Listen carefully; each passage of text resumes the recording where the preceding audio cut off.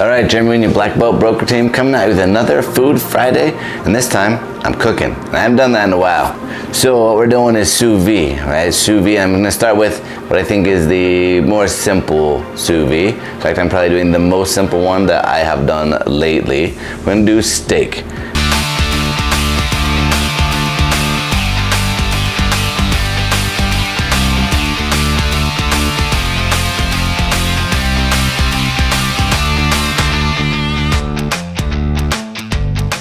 We're doing Petite Sirloin because that's what was on sale at King Soopers, and we are going to take the plain old Montreal seasoning, put that on it, and a little oil.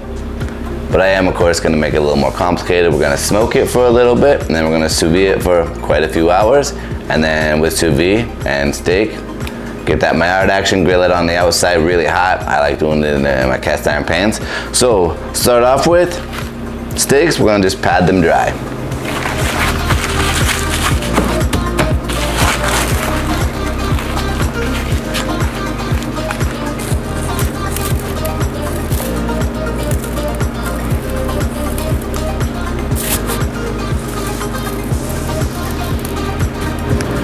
So with these steaks, they're not super thick. They're about an inch, and so they're relatively thick, but being that it's a standard steak size, we're not gonna put tons and tons of seasoning on, or it ends up way too salty. Now if we're doing a big thick 3-inch chuck roast that we were gonna sous vide, different story. You're gonna coat the whole thing, but this not completely covered, little bit of meat showing through for sure, or you're gonna end up with very salty meat. It's still good, but it's pretty salty. All right, so got them all coated in a nice bit of Montreal, and then we're gonna chuck them on the grill.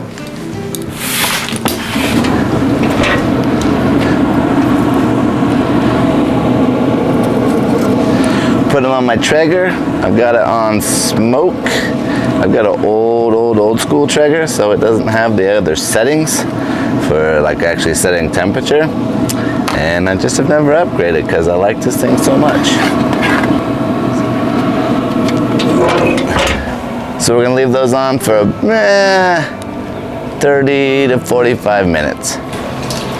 All right, so it's been 45-ish minutes. We're gonna go pull, actually it's been a little longer now. We're gonna go pull these, and then we're gonna chuck them in for the sous vide.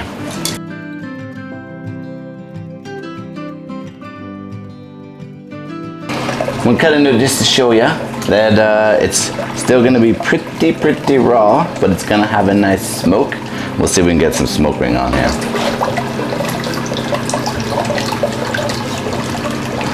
All right, this meat's quite tender still. It's still pink, it's still bloody. It's basically, you know, gonna be 120 degrees, something like that, so almost rare. And then we'll sous vide it to get it tender. So I just tasted this. It's amazing, but this Petite Sirloin, it's not terribly tender. It's rather tough. It's quite chewy, I should say, is probably a better term. It's really good. All right, so I'm gonna throw these in a bag, and I'll show you how to do the sous vide. You can use sous vide bags, but they're rather expensive.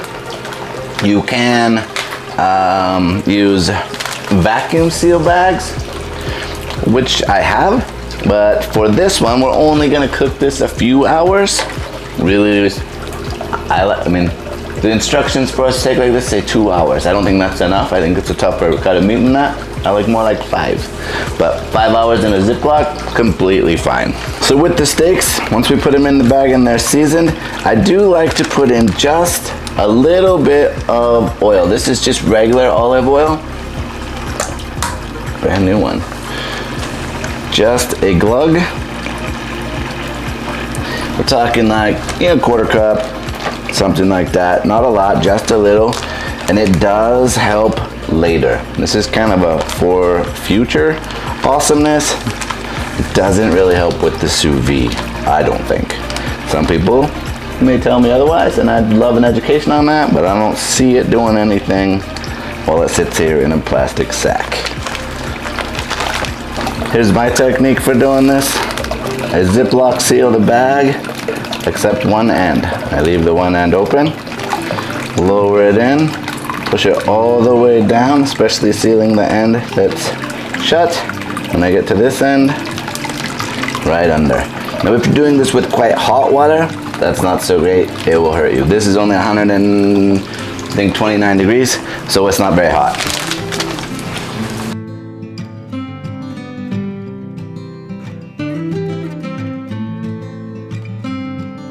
It's very important to make sure you got the seal good. I check it like a couple times before I put it in the water.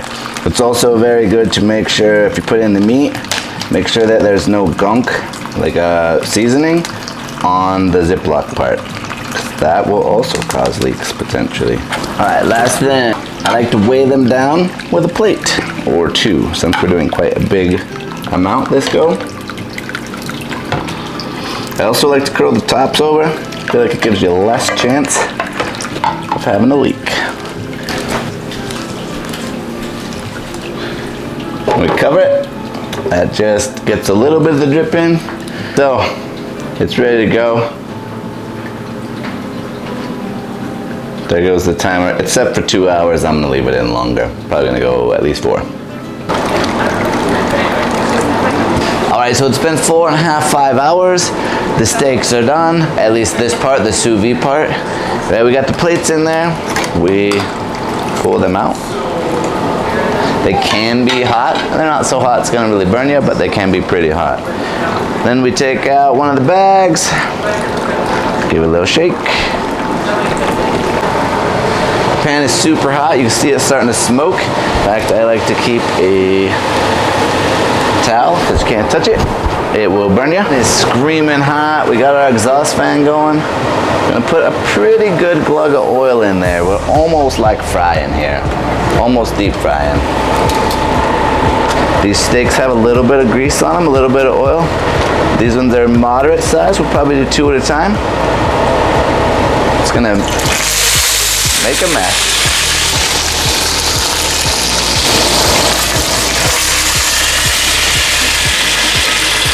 So the goal here is to get this really, really, really crusty, right? An outside crust without overcooking the inside. So we get as hot as we can, sear it. If I think I'm overcooking the inside, I'll take properly cooked meat for flavor and texture over Maillard and a crunchy seared exterior. So with this one, right, we're gonna let it go about a minute and check them. Like a minute, it's not gonna cause any problems for sure. Big chuck steaks I do for a lot longer. These are pretty thick, so we'll probably do a minute to 2 minutes per side. So right there, that's 1 minute.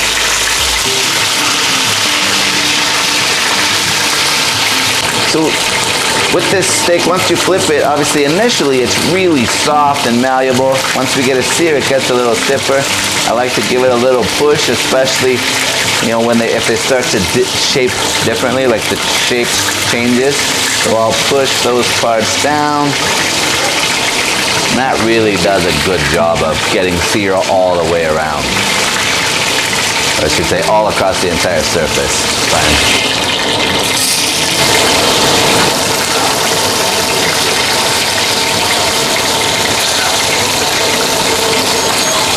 All right, the last one is done. You can see I made a ton of steaks today. We got company over, and there's a handful of us, but here's the last part, right? Want a metal,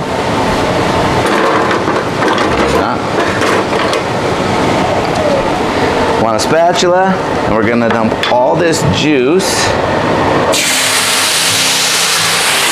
in the pan. And it boils like crazy. And there's a ton of steam and it will burn you. Be careful. A lot of splatter, a lot of grease.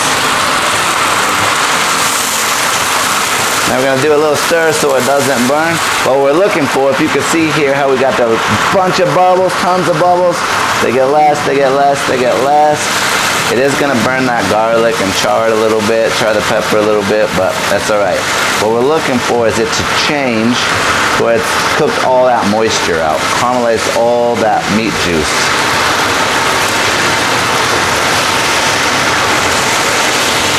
Getting close. The other bubbles are really little, and they're pretty consistent. kind of what we're looking for. Make a little juice gravy is all. We're gonna turn that off. She's good to go. All right, so I got a little beef broth. After we've cooked it down to where we want, I let it cool down just a skosh. It makes a big mess. So let the grease cool down a little. Now we're gonna crank it back up. And we're gonna boil it, and we're gonna get a little smoother consistency. So a little bit of beef broth in here. See, it's starting to boil. Gonna make a little bit of a mess, but it's gonna make that sauce really good. Reincorporate back the juices and a little bit of beefy flavor to make a sauce.